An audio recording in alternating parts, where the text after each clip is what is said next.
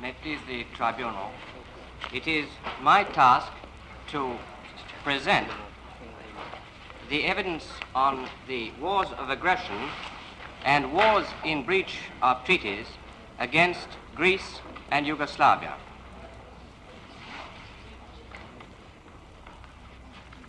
The evidence which I shall put in to the tribunal has been prepared in collaboration with my American colleague, Lieutenant Colonel Cracker. The invasions of Greece and Yugoslavia by the Germans, which took place in the early hours of the morning of the 6th of April, 1941, constituted direct breaches of the Hague Convention of 1899 on the Pacific settlement of international disputes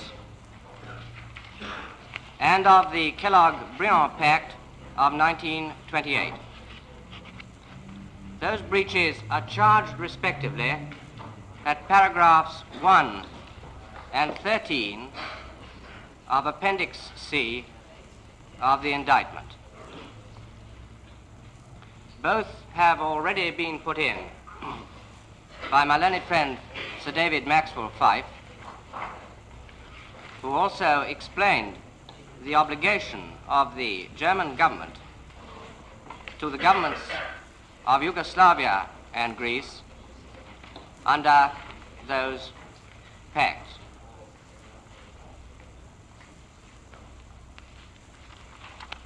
In the case of Yugoslavia, the invasion further constituted a breach of an express assurance by the Nazis, which is charged at paragraph 26 of Appendix C. This assurance was originally given in a German Foreign Office release made in Berlin on the 28th of April 1938, but was subsequently repeated by Hitler himself on the 6th of October 1939 in a speech he made in the Reichstag, and it is in respect of this last occasion that the assurance is specifically pleaded in the indictment. May I ask the tribunal to turn now to the first document in the document book, which is book number 5. The first document is PS 2719, which has already been put in as GB 58. This is the text of the German Foreign Office release on the 28th of April 1938, and I would read the beginning and then the last paragraph but one on the page. Berlin, the 28th of April 1938, the State Secretary of the German Foreign Office to the German diplomatic representatives. As a consequence of the reunion of Austria with the Reich, we have now new frontiers with Italy, Yugoslavia, Switzerland, Liechtenstein, and Hungary.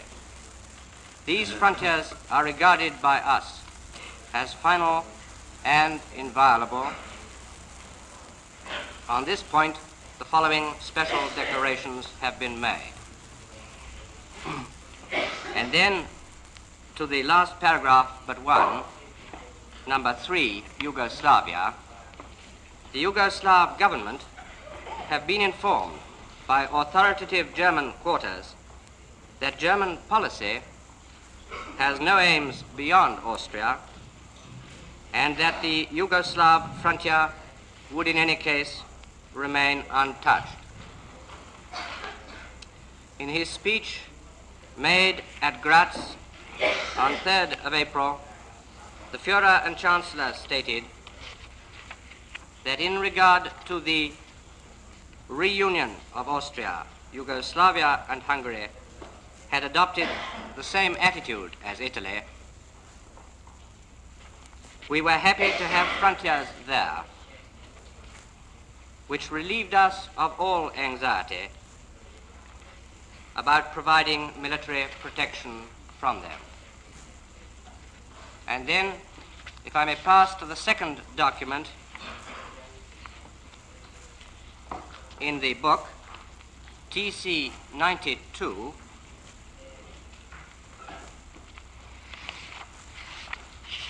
and offer that as GB 114.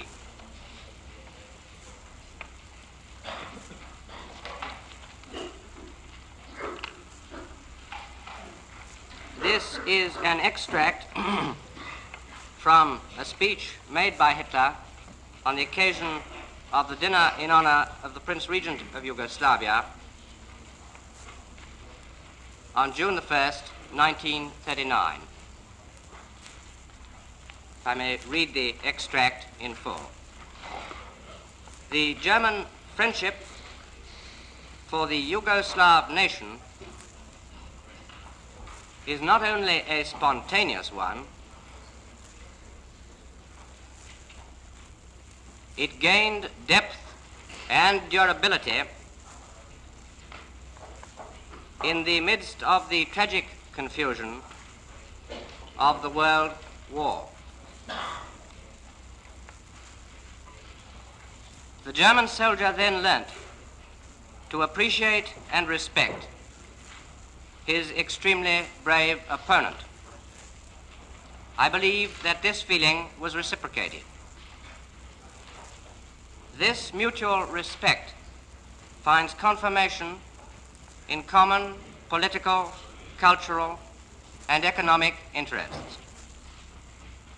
We therefore look upon Your Royal Highness's present visit as a living proof of the accuracy of our view, and at the same time, on that account, we derive from it the hope that German-Yugoslav friendship may continue further to develop in the future and to grow ever closer. In the presence of Your Royal Highness, however, we also perceive a happy opportunity for a frank and friendly exchange of views, which, and of this I am convinced, in this sense can only be fruitful to our two peoples and states.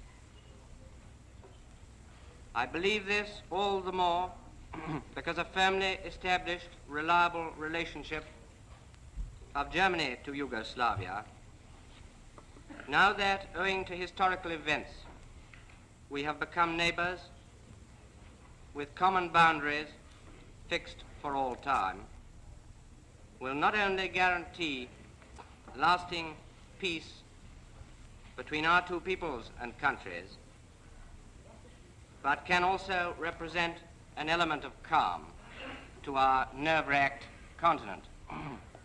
This peace is the goal of all who are disposed to perform really constructive work. Just to pause to comment that, as we now know, this speech was made at a time when Hitler had already decided on a European war. I think I'm right in saying that it was a week after the Reichs-Chancellery conference, known as the Schmundt Note, to which the tribunal has been referred more than once.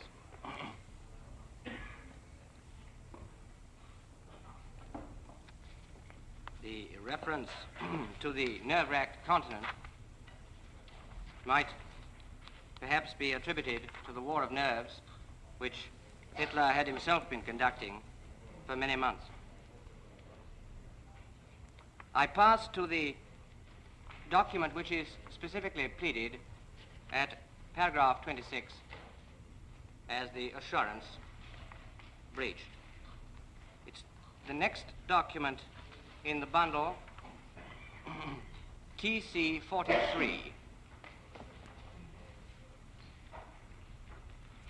German assurance to Yugoslavia of the 6th of October 1939.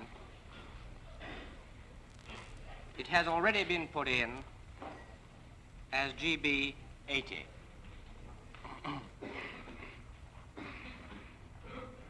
It's an extract from the Documenta der Deutschen Politik. Immediately after the completion of the Anschluss, I informed Yugoslavia that from now on the frontier with this country would also be an unalterable one, and that we only desire to live in peace and friendship with her. Despite the obligations of Germany under the Convention of 1899 and the Kellogg-Briand Pact,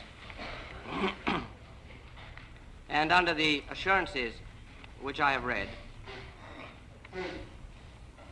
the fate of both Greece and Yugoslavia had, as we now know, been sealed ever since the meeting between Hitler, the defendant Ribbentrop, and Ciano at Obersalzberg on the 12th and 13th of August 1939. If you would pass to the next bundle, next document in the bundle, which is TC 77. That document has already been put in as GB 48, and the passages to which I would draw your attention have already been quoted, I think, by my learned friend, the Attorney General. The passages are on page 2, in the last paragraph, from generally speaking until a neutral of this kind.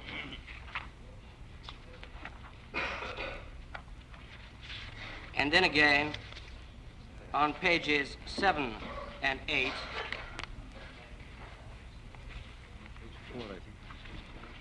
which was part quoted by the Attorney General and part by Colonel Griffith Jones.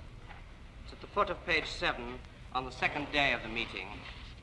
The words beginning, "In general, however, success by one of the Axis partners," to Italy and Germany would have their backs free for work against the West. Has that been quoted? Yes. Has page 7 been quoted before? Both those passages have been quoted before. And if I might sum up the effect of the meeting as revealed by the document as a whole, it shows Hitler and the defendant Ribbentrop, only 2 months after the dinner to the Prince Regent, seeking to persuade the Italians to make war on Yugoslavia at the same time as Germany commences hostilities against Poland, as Hitler had decided to do in the very near future. Ciano, whilst evidently in entire agreement with Hitler and Ribbentrop as to the desirability of liquidating Yugoslavia, and himself anxious to secure Salonika, stated that Italy was not yet ready for a general European war. Thus, despite all the persuasion which Hitler and the defendant Ribbentrop exerted at the meeting, it became necessary for the Nazi conspirators to reassure their intended victim, Yugoslavia, since in fact Italy maintained its position and did not enter the war when the Germans invaded Poland, whilst the Germans were not yet ready themselves to strike in the Balkans. It was, I suggest for this reason, that on the 6th of October, through Hitler's speech, they repeated the assurance they had given in April 1938.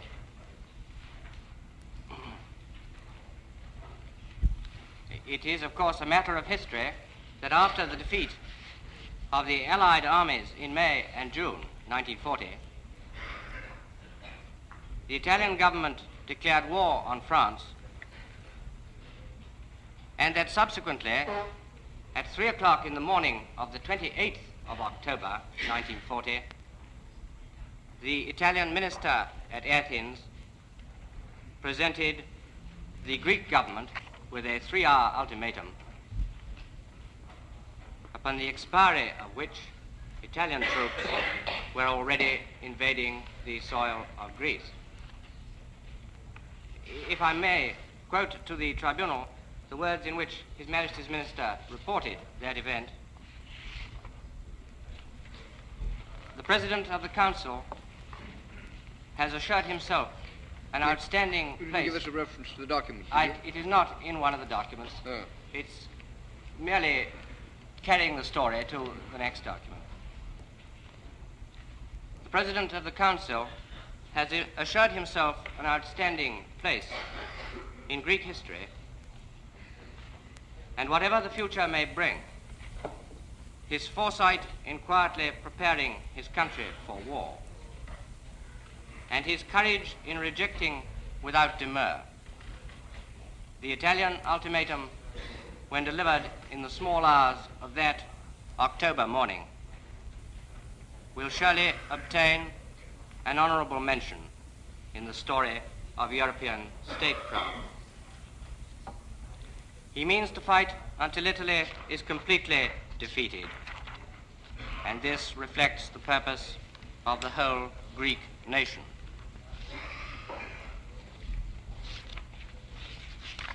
I turn now to the next document in the bundle, that is PS 2762, a letter from Hitler to Mussolini, which I put in as GB 115.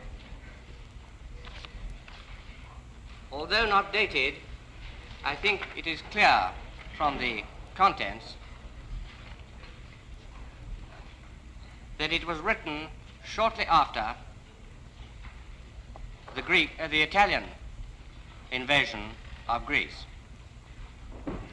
It has been quoted in full by the Attorney General, but I think it would assist the tribunal if I read just the last 2 paragraphs of the extract.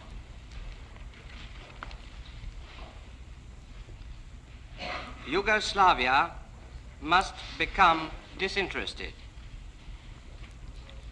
if possible. However, from our point of view, interested in cooperating in the liquidation of the Greek question. Without assurances from Yugoslavia, it is useless to risk any successful operation in the Balkans. Unfortunately, I must stress the fact that waging a war in the Balkans before March is impossible. Hence, it would also serve to make any threatening influence upon Yugoslavia of no purpose, since the Serbian General Staff is well aware of the fact that no practical action could follow such a threat before March. Hence, Yugoslavia must, if at all possible, be won over by other means and other ways. I think the reference to, in the first two lines, to his heart having been with Mussolini for the last 14 days indicates probably that the date is about the middle of November, about a fortnight after the Italian attack. Did you give us the date of the Italian attack on Greece? It was the 28th of October, 1940. Thank you.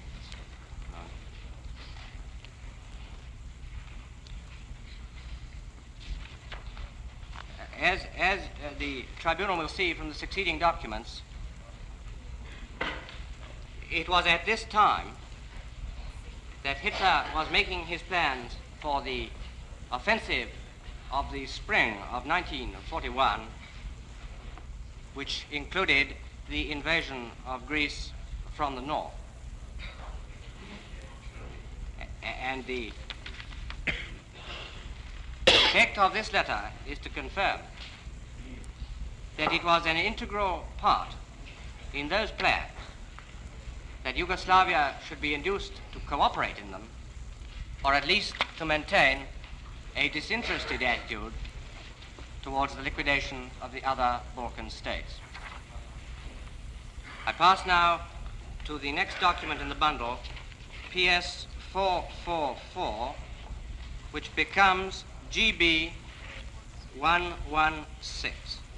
It is a top secret directive issued from the Führer's headquarters, signed Hitler and initialed by the defendant Jodl, dated the 12th of November 1940.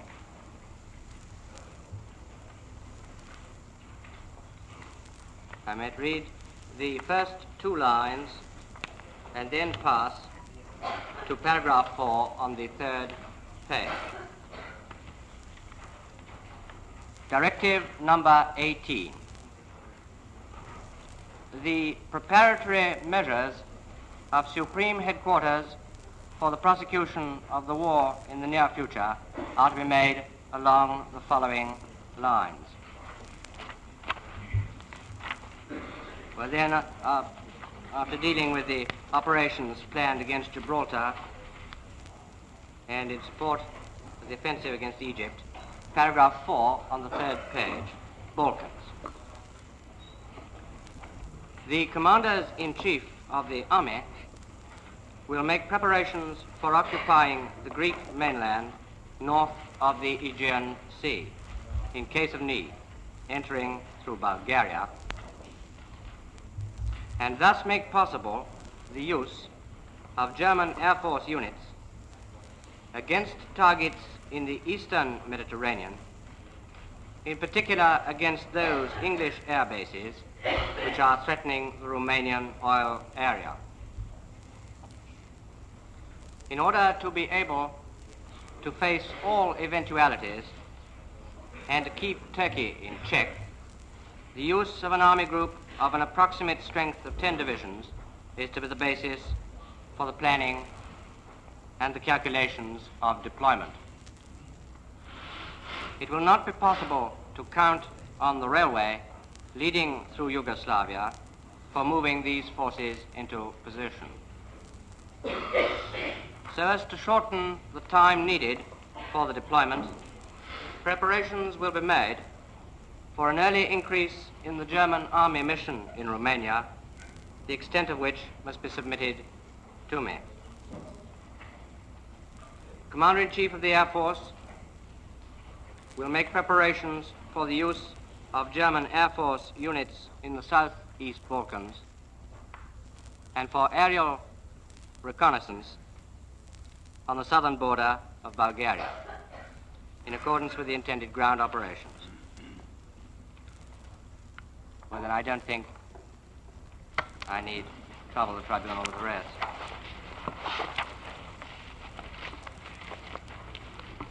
The next document in the bundle, PS 1541, which I offer in evidence as GB 117 is the directive issued for the actual attack on Greece.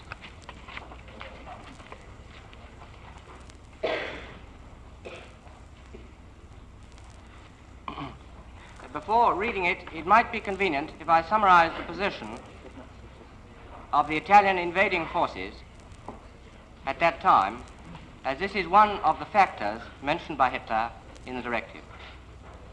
I'll put it very shortly. I again use the words in which His Majesty's Minister reported. The morale of the Greek army throughout has been of the highest, and our own naval and land successes at Taranto and the Western Desert have done much to maintain it. With relatively poor armaments and the minimum of equipment and modern facilities, they have driven back or captured superior Italian forces more frequently than not at the point of the bayonet. The modern Greeks have thus shown that they are not unworthy of the ancient traditions of their country, and that they, like their distant forebears, are prepared to fight against odds to maintain their freedom. In fact, the Italians were getting the worst of it, and it was time that Hitler came to the rescue. Accordingly, this directive is issued on the 13th of December, 1940. It is a top secret directive number 20 for the Operation Marita. The distribution included, of course, the commander of the Navy, that would, of course, reach the defendant Raeder, commander of the Air Force, the defendant Goering, Supreme Commander of the Armed Forces, the defendant Keitel, and the command staff, which I take it would reach the defendant Jodl. I'll read the first two paragraphs and then summarize the next two, if I may. The result of the battles in Albania is not yet decisive. Because of a dangerous situation in Albania, it is doubly necessary that the British endeavor be foiled to create air bases under the protection of a Balkan front, which would be dangerous above all to Italy, as well as to the Romanian oil fields. My plan, therefore, is A, to form a slowly increasing task force in southern Romania within the next months. B, after the setting in of favorable weather, probably in March, to send this task force for the occupation of the Aegean north coast by way of Bulgaria, and if necessary, to occupy the entire Greek mainland. Operation Marita, the support of Bulgaria is to be expected. Next paragraph gives the forces planned for the operation, and paragraph 4, the method. It's worth perhaps reading 5.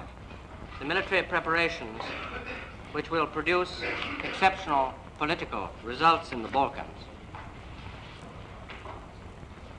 demand the exact control of all the necessary measures by the General Staff. Transport through Hungary and the arrival in Romania will be reported step by step by the General Staff of the Armed Forces, and are to be explained at first as a strengthening of the German army mission in Romania.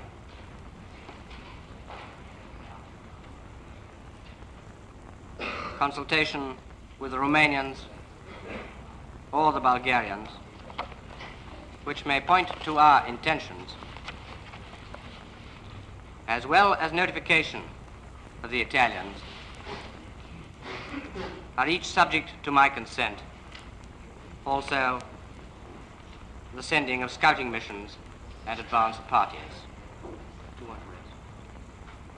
I needn't trouble the tribunal with the rest of the letter. Pass now to the next document, PS 448, which I put in as GB 118. This is again a top secret directive carrying the plan a little further, but it deals with a slightly different aspect, the direct support of the Italians in Albania. I'll read, if I may, the first short paragraph and then the paragraph at the foot of the page. The situation in the Mediterranean theater of operation demands, for strategical, political, and psychological reasons, German assistance due to employment of superior forces by England against our allies. And then, going to paragraph 3, after dealing with the forces to be transferred to Albania, the directive sets out the duty of the German forces will be, A, to serve in Albania for the time being as a reserve for an emergency case, should new crises arise there. B, to ease the burden of the Italian army group when later attacking, with the aim to tear open the Greek defense front on a decisive point for a far-reaching operation. To open up the straits west of Salonika from the back in order to support thereby the frontal attack of List's army.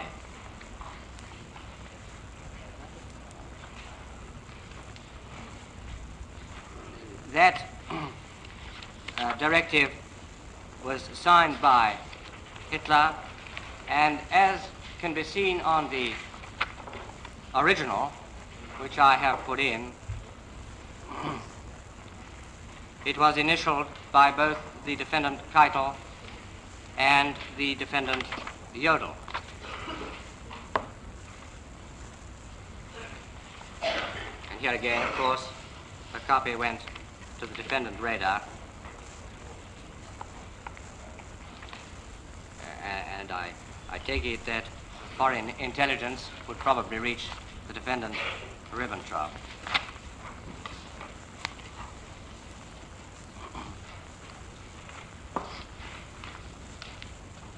I pass to C134, the next document in the bundle, which becomes GB 119.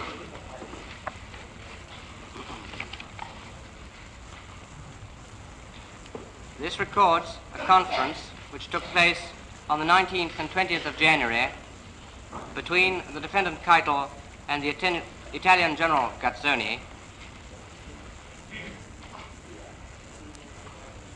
and which was followed by a meeting between Hitler and Mussolini, at which the defendants Ribbentrop, Keitel, and Jodl were present. I need not trouble the tribunal with the meeting with the Italians, but if you would pass to page 3 of the document,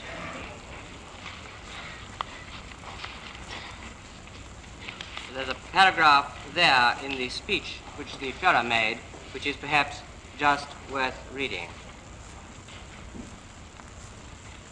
The speech by the Führer on 20th of January 1941, in the middle of page 3,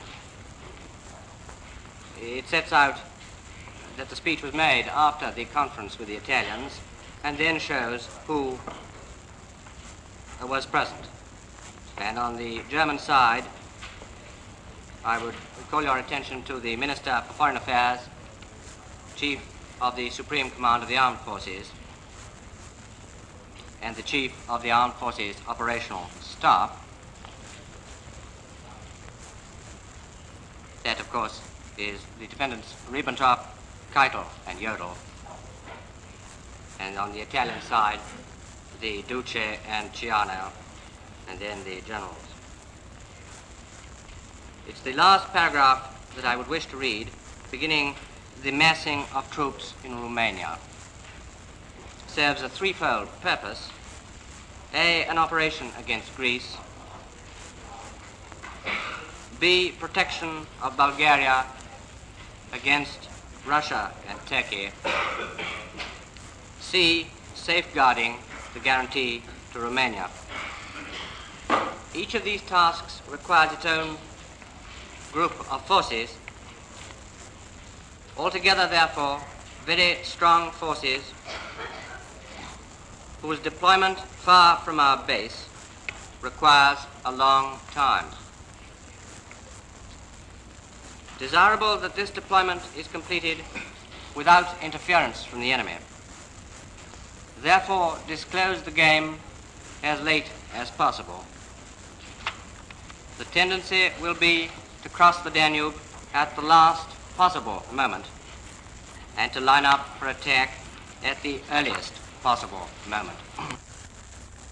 Pass to the next document, PS 1746, which I offer as GB 120. 120. That document is in three parts, consists in the first place of a conference between Field Marshal List and the Bulgarians on the 8th of February. The second part and the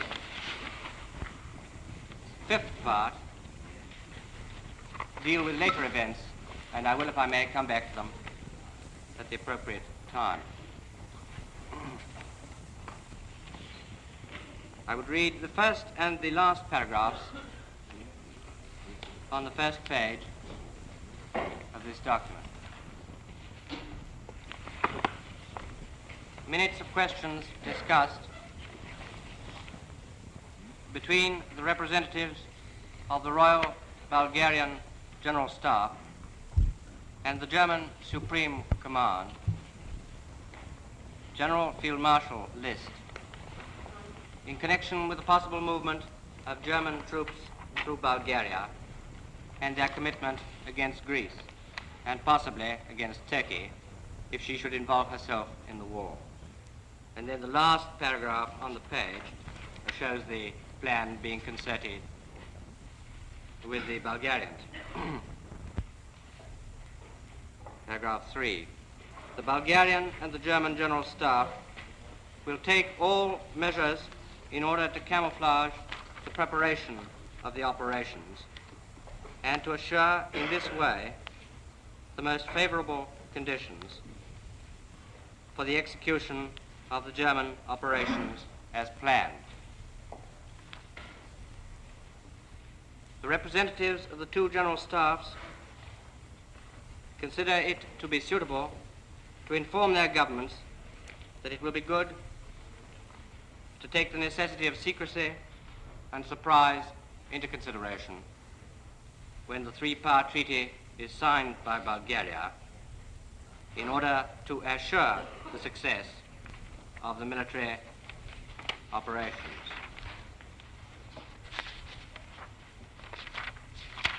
And then passing to the next document,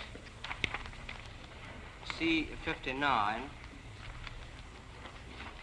I offer that as GB 121. It's a further top secret directive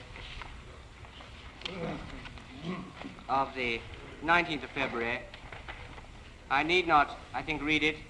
All it sets out of importance is the dates for the Operation Marita, and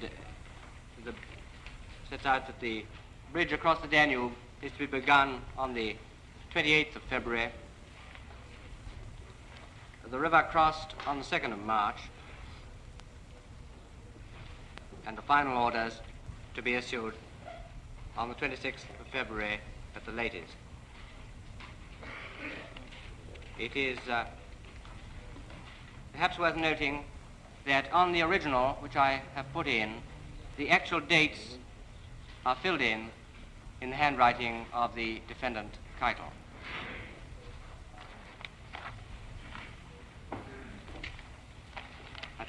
Pass.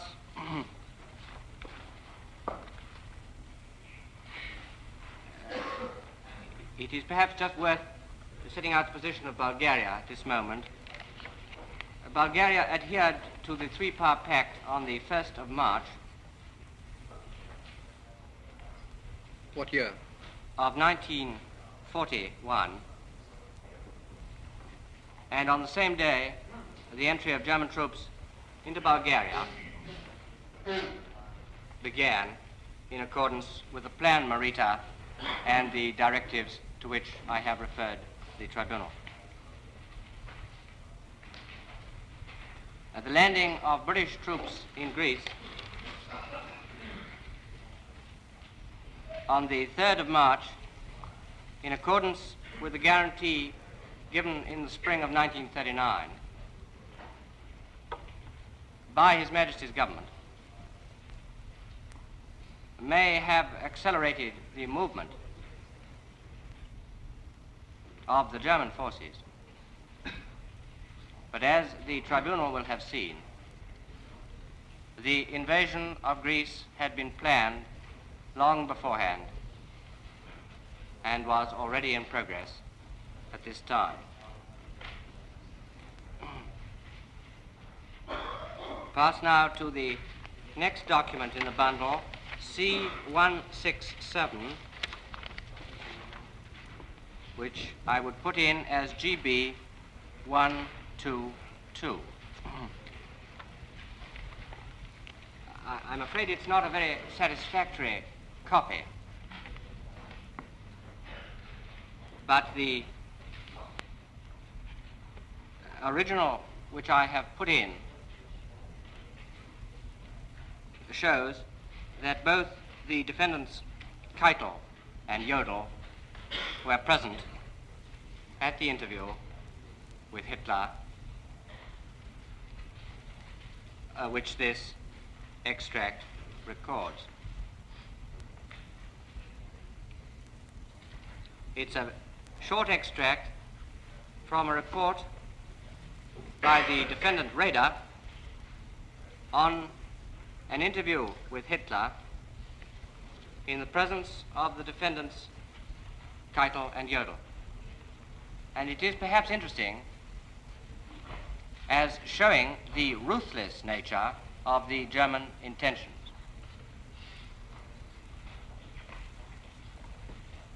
The CNC of the Navy asks for confirmation that the whole of Greece will have to be occupied even in the event of a peaceful settlement. Führer, the complete occupation is a prerequisite of any settlement.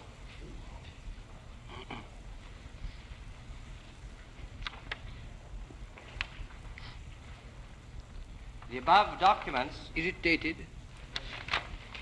I am obliged to your lordship. It took place on the 18th of March at 1600 hours. Is that on the original document? That appears on the original document.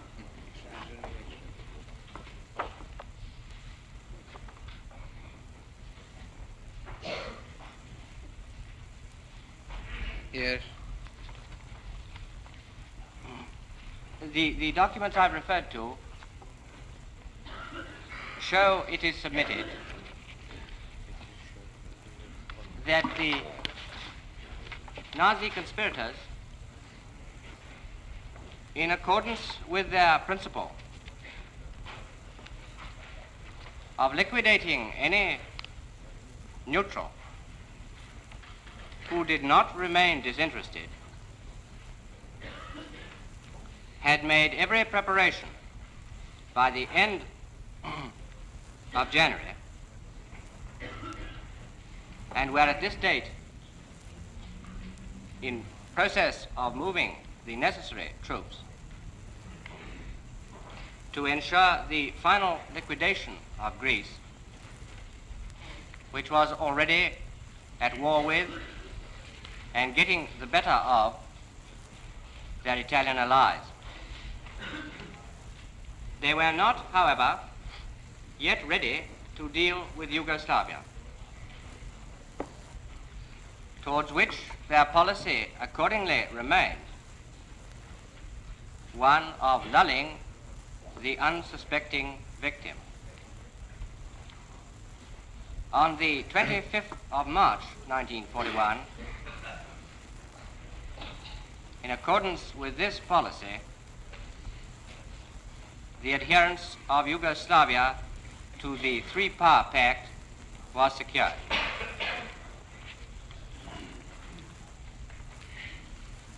This adherence followed a visit on the 15th of February 1941 by the Yugoslav Premier Cvetkovic and the Foreign Minister Sinka Markovic to the defendant Ribbentrop at Salzburg, and subsequently to Hitler at Berchtesgaden, after which these ministers were induced to sign the pact at Vienna on the 25th of March. On this occasion, the defendant Ribbentrop wrote the two letters of assurance which are set out in the next document on the bundle, PS 2450, which I put in as GB 123.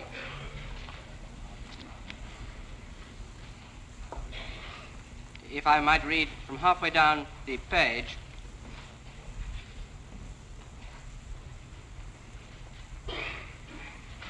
notes of the Axis governments to Belgrade. At the same time, when the protocol on the entry of Yugoslavia to the Tripartite Pact was signed, the governments of the Axis powers sent to the Yugoslav government the following identical notes. Mr. Prime Minister, in the name of the German government and at its behest,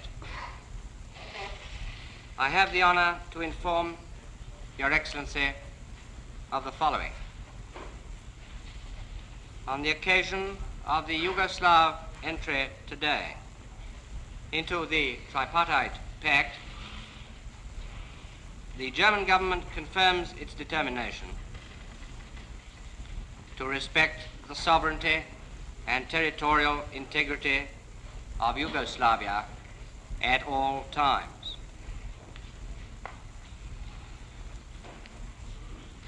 That letter was signed by the defendant Ribbentrop, who you will remember was present at the meeting in August of 1939, when he and Hitler tried to persuade the Italians to invade Yugoslavia. And in fact, it was 11 days after this letter was written that the Germans did invade Yugoslavia, and 2 days after the letter was written that they issued the necessary orders. If I might read the second letter. Mr. Prime Minister, with reference to the conversations that occurred in connection with the Yugoslav entry into the Tripartite Pact,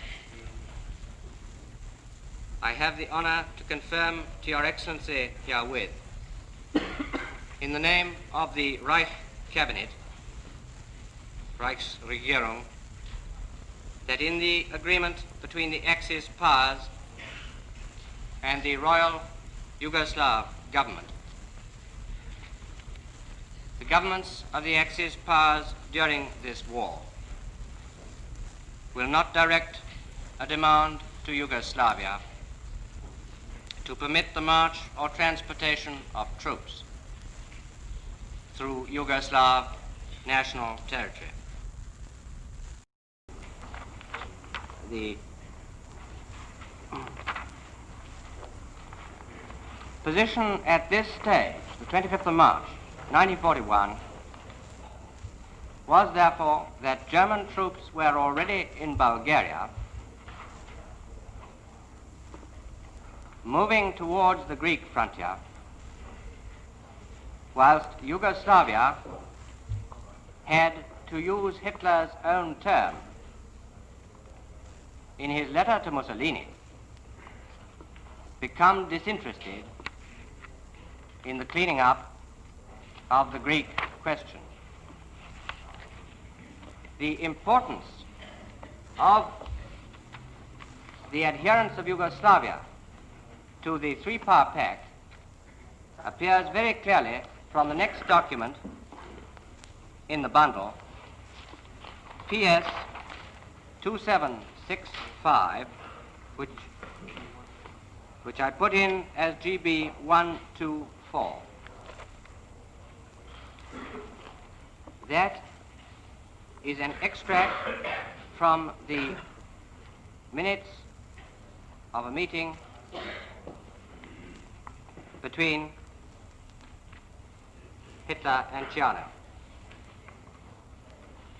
And if I might read just the first paragraph. The Führer first expressed his satisfaction with Yugoslavia's joining the tripartite pact and the resulting definition of her position. This is of special importance in view of the proposed military action against Greece. For if one considers that for 350 to 400 kilometers, the important line of communication through Bulgaria runs within 20 kilometers of the Yugoslav border, one can judge that with a dubious attitude of Yugoslavia, an undertaking against Greece would have been militarily an extremely foolhardy venture.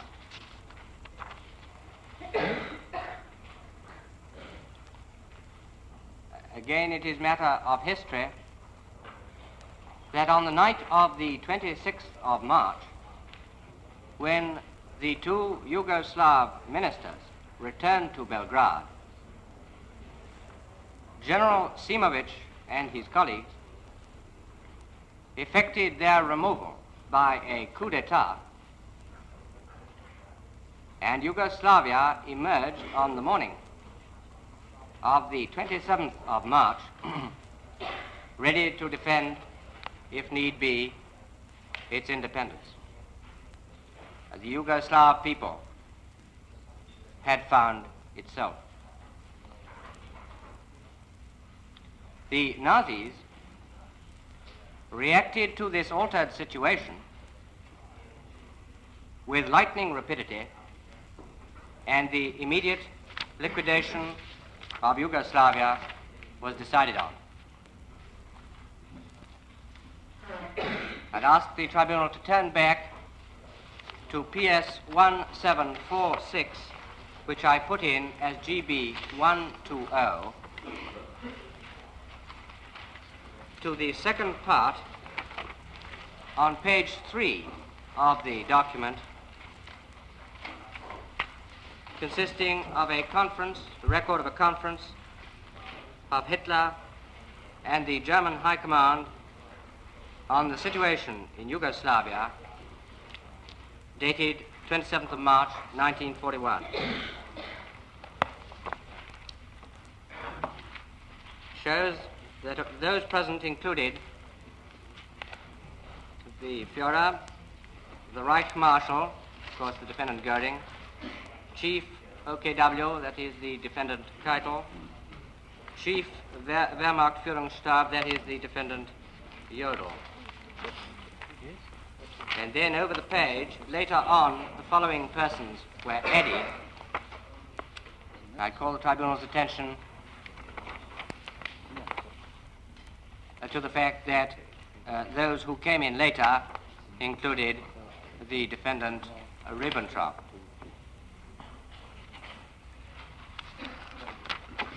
If I might read the part of Hitler's statement set out on page 4.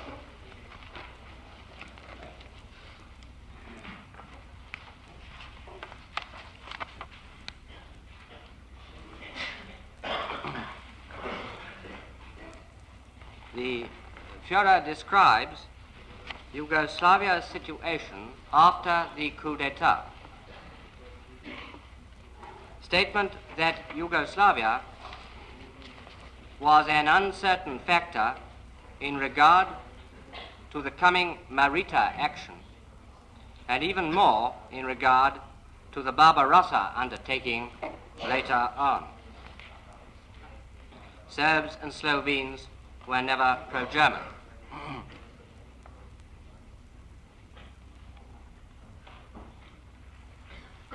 And then I can pass to the second paragraph. The present moment is, for political and military reasons, favorable for us to ascertain the actual situation in the country and the country's attitude towards us. For if the overthrow of the government would have happened during the Barbarossa action, the consequences for us probably would have been considerably more serious. And then the next paragraph, to which I would particularly draw the tribunal's attention. The Führer is determined, without waiting for possible loyalty declarations of the new government, to make all preparations in order to destroy Yugoslavia militarily and as a national unit.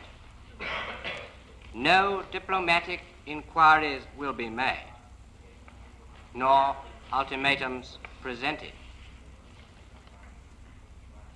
Assurances of the Yugoslav government, which cannot be trusted anyhow in the future, will be taken note of.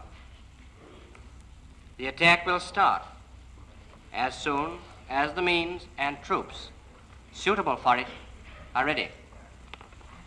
It is important that actions will be taken as fast as possible.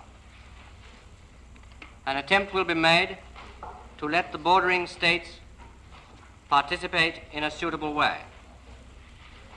An actual military support against Yugoslavia is to be requested of Italy, Hungary, and in certain respects of Bulgaria too. Romania's main task is the protection against Russia. The ambassador have already been notified. During the day, a message will still be addressed to the Duce.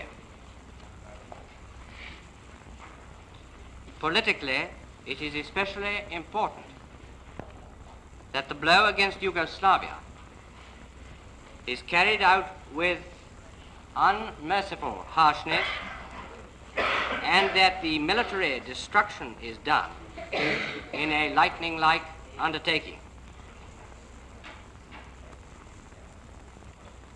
In this way, Turkey would become sufficiently frightened,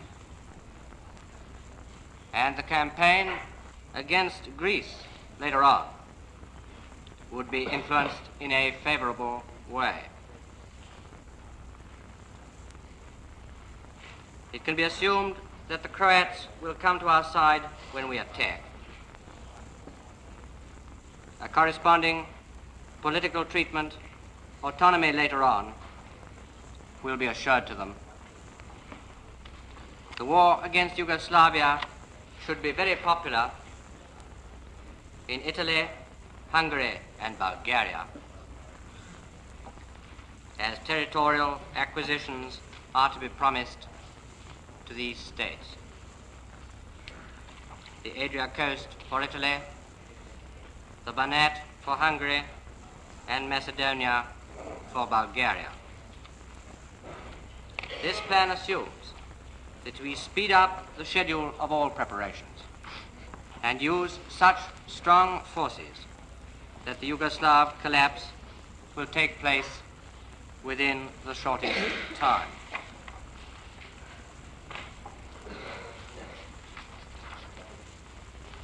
Well, of course, the tribunal will have noted that in that third paragraph, they, two days after the pact had been signed and the assurance is given, because there has been a coup d'etat and it is just possible that the operations against Greece may be affected,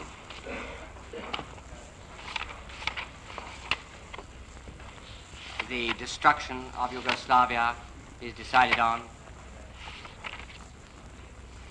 without any question of taking the trouble to ascertain the views of the new government. The attitude. But then there's one short passage on page 5, the next page of the document, I'd like to read. Paragraph 5, halfway down the page, the main task of the Air Force is to start as early as possible with the destruction of the Yugoslav Air Force ground installations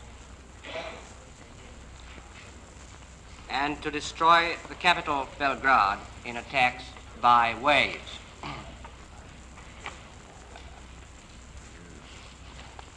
I would pause there to comment that we know now, of course, how ruthlessly this bombing was done. When the residential areas of Belgrade were bombed at 7 o'clock on the following Sunday morning,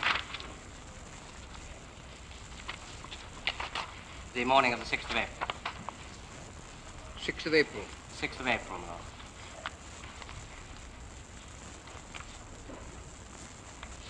Well then, again, still in that document, the last part of it, part 5, at page 5, a tentative plan is set out, drawn up by the defendant, Jodl, and I would read one small paragraph at the top of the following page, page 6. In the event that the political development requires an armed intervention against Yugoslavia, it is the German intention to attack Yugoslavia in a concentric way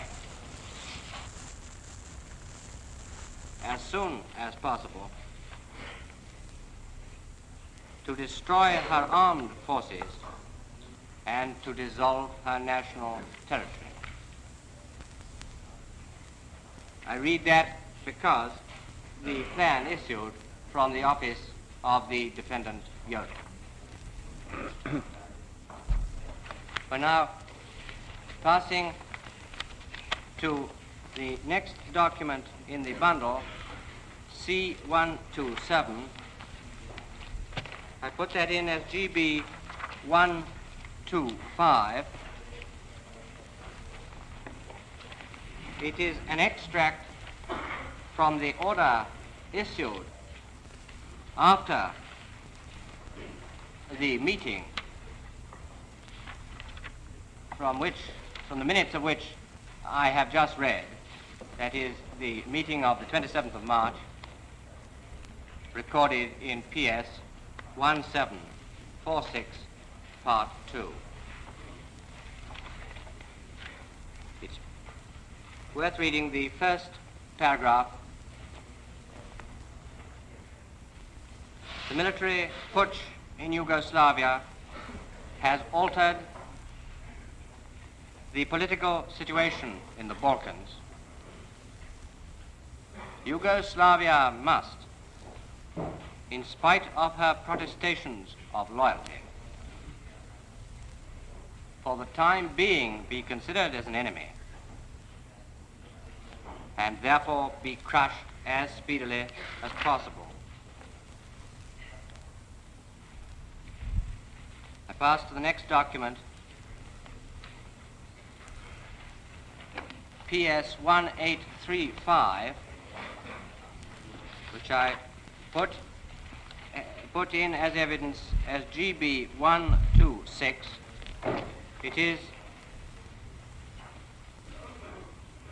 an original telegram containing a letter from Hitler to Mussolini, forwarded to the German ambassador in Rome by Hitler and the defendant Ribbentrop.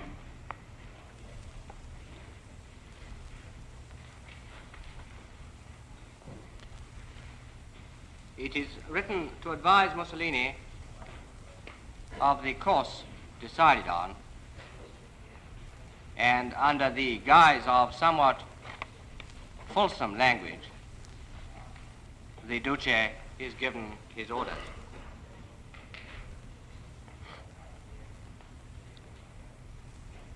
If I might read the first 5 paragraphs.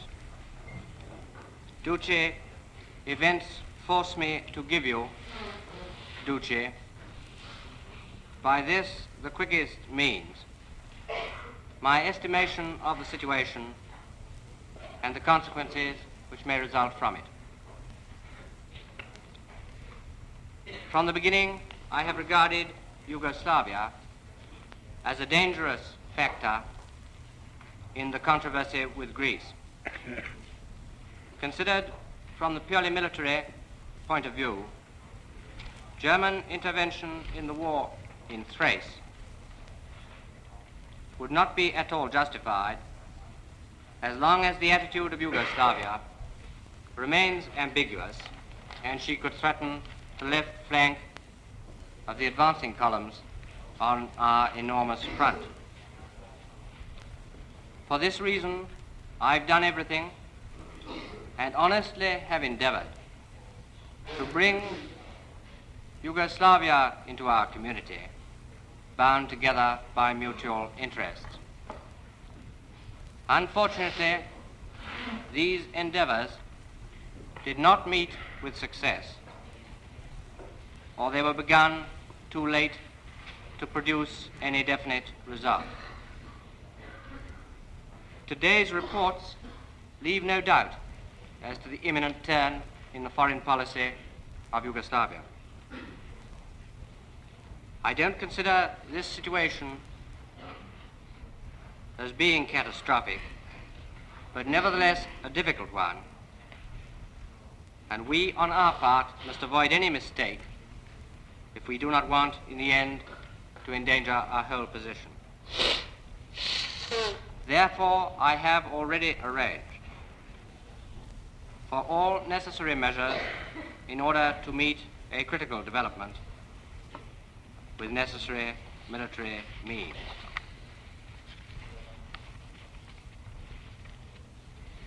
The change in the deployment of our troops has been ordered also in Bulgaria.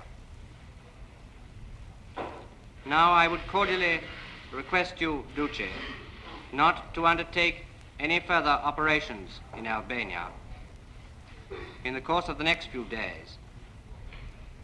I consider it necessary that you should cover and screen the the most important passes from Yugoslavia into Albania with all available forces. These measures should not be considered as designed for a long period of time, but as auxiliary measures designed to prevent for at least 14 days to 3 weeks a crisis arising. I also consider it necessary, Duce, that you should reinforce your forces on the Italian-Yugoslav front with all available means and with utmost speed. I also consider it necessary, Duce, that everything which we do and order be shrouded in absolute secrecy, and that only personalities who necessarily must be notified know anything about them. These measures will completely lose their value should they become known. Well, then he goes on to further emphasize the importance of secrecy. I pass to R95, the next document in the bundle, which I put in as GB 127. It was referred to by my learned friend, the Attorney General. It is merely an operational order signed by General von Brauchitsch, which is really passing to the armies the orders contained in Directive number 25, which was the document C127. An extract from which I put in as GB 125.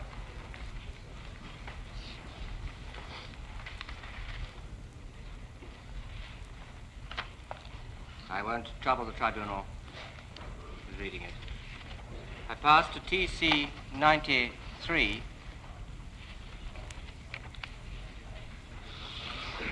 which I put in as GB 12, which has already been put in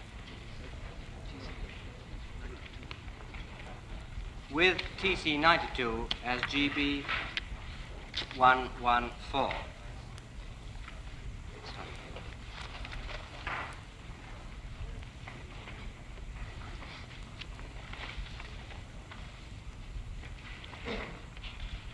The invasion of Greece and Yugoslavia took place on this morning, the 6th of April, on which Hitler issued the proclamation from which this passage is an extract.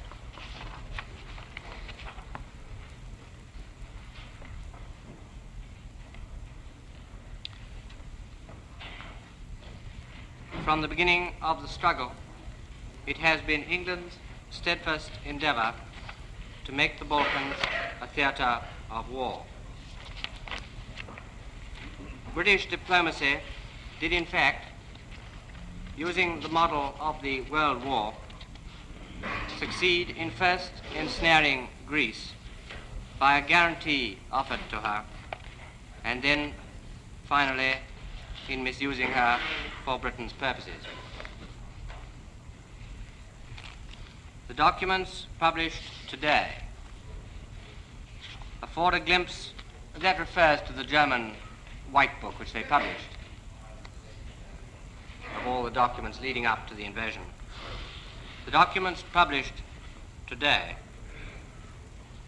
afford a glimpse of a practice which, in accordance with very old British recipes, is a constant attempt to induce others to fight and bleed for British interests.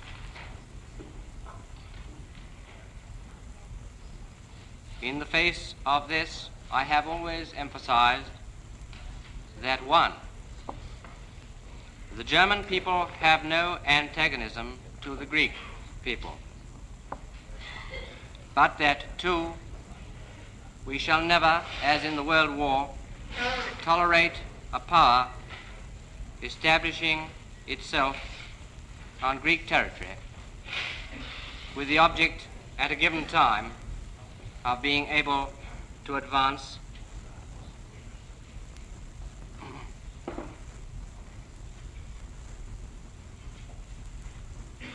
thence from the southeast into German living space. We have swept the northern flank free of the English. We are resolved not to tolerate such a threat in the south. And then the paragraph to which I would draw the tribunal's particular attention.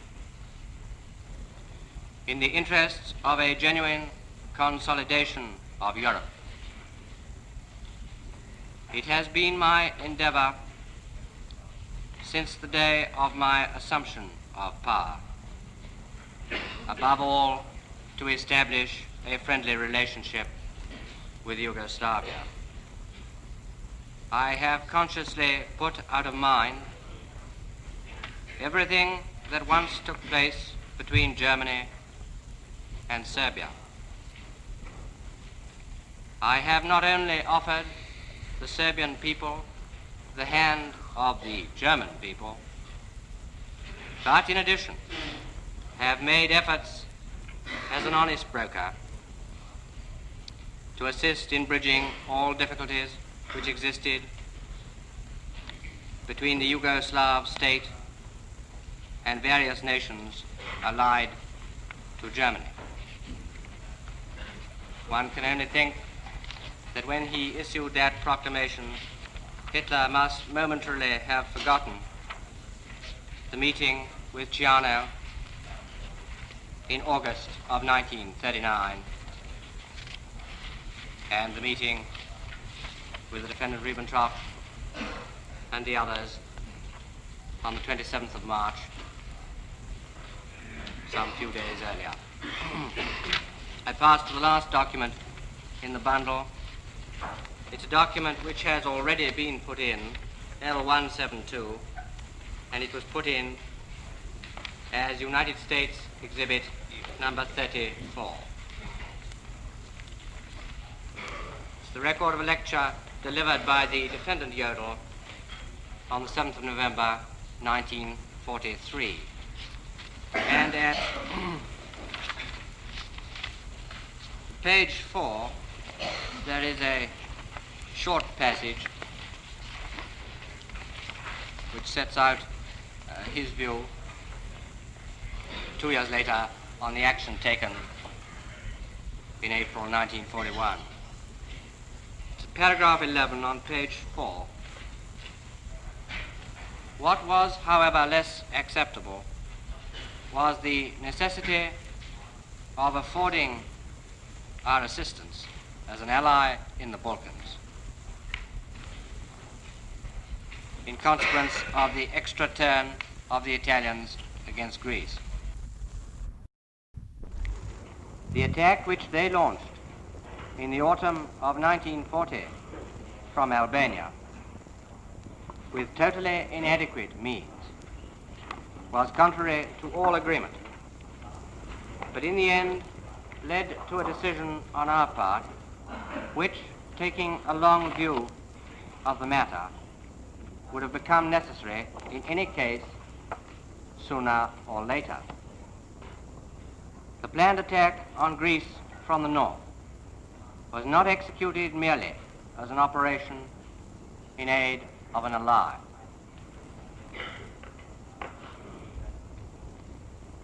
Its real purpose was to prevent the British from gaining a foothold in Greece and from menacing our Romanian oil area from that country.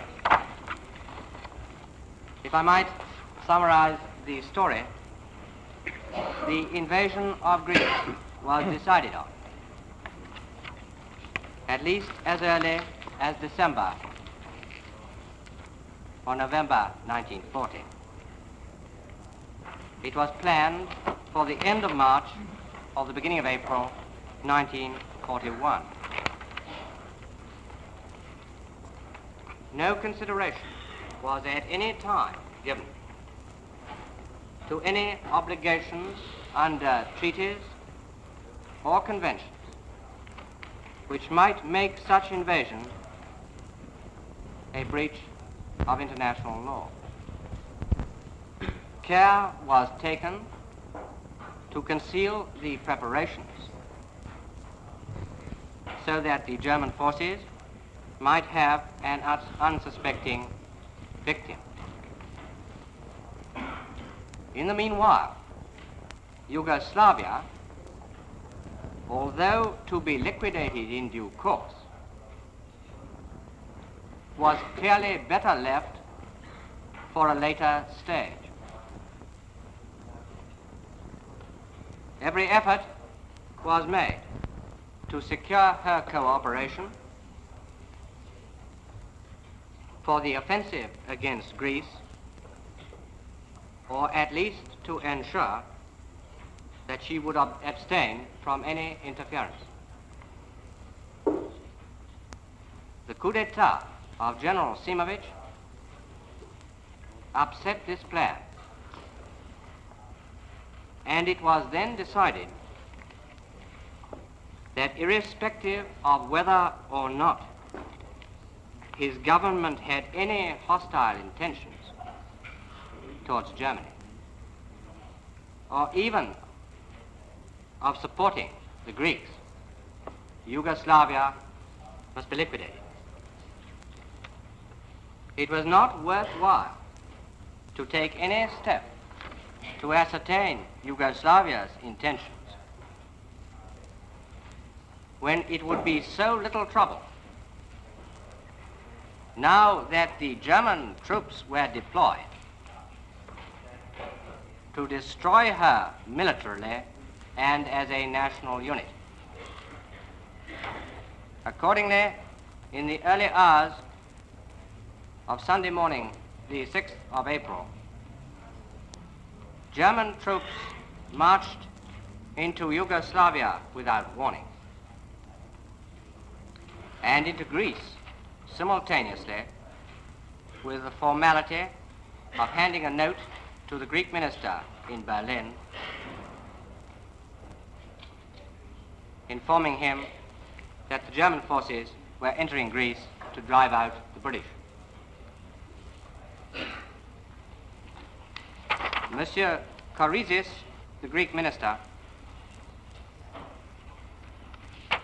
in replying to information of the invasion from the German embassy, replied that history was repeating itself and that Greece was being attacked by Germany in the same way as by Italy.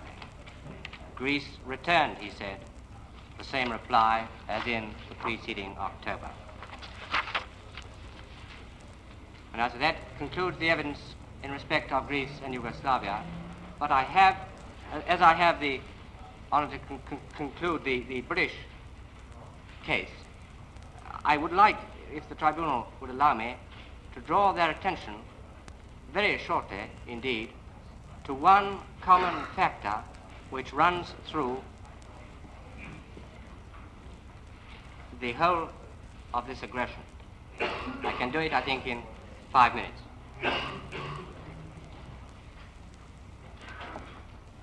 It is an element in the diplomatic technique of aggression which was used with singular consistency not only by the Nazis themselves, but also by their Italian friends.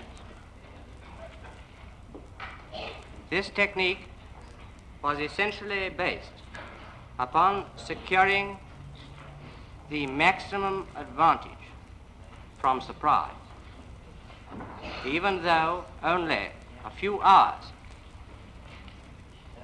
of unopposed military advance into the country of the unsuspecting victim could thus be secured. Thus, there was, of course, no declaration of war in the case of Poland. The invasion of Norway and of Denmark began in the small hours of the night of April the 8th, 9th, and was well underway as a military operation before the diplomatic explanations and excuses were presented to the Danish Foreign Minister at 4:20 on the morning of the 9th, and to the Norwegian Minister between 4:30 and 5 on that morning. The invasion of Belgium, Luxembourg, and Holland began not later than 5 o'clock, in most cases earlier, in the small hours of the 10th of May, whilst the formal ultimatum, delivered in each case with the diplomatic excuses and explanations, was not presented until afterwards. In the case of Holland, invasion began between 3 and 4 in the morning. It was not until about 6, when The Hague had already been bombed, that the German minister asked to see Monsieur Van Cleffens. In the case of Belgium, bombing began at 5. The German minister did not see Monsieur Spaak until 8. The invasion of Luxembourg began at 4, and it was at 7 that the German minister asked to see Monsieur Beck. Mussolini copied this technique. It was 3 o'clock on the morning of the 28th of October in 1940 when his minister in Athens presented a 3 hours ultimatum to General Metaxas.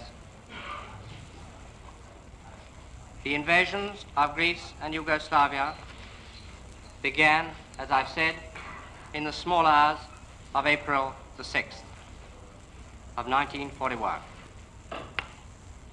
In the case of Yugoslavia, no diplomatic exchange took place, even after the event. But a proclamation was issued, proclamation from which I read an extract. At 5 o'clock on that Sunday morning, some 2 hours before Belgrade was bombed. In the case of Greece, once again, it was at 20 minutes past 5 that Monsieur Kourizis was informed that German troops were entering Greek territory. The manner in which this long series of aggressions was carried out is in itself further evidence of the essentially aggressive and treacherous character of the Nazi regime. Attack without warning at night to secure an initial advantage, and proper excuses or reasons afterwards. Their method of procedure is clearly the method of the barbarian, of the state which has no respect for its own pledged word, nor for the rights of any people but its own. One is tempted to speculate whether this technique was evolved by the honest broker himself or by his honest clerk, the defendant Ribbentrop.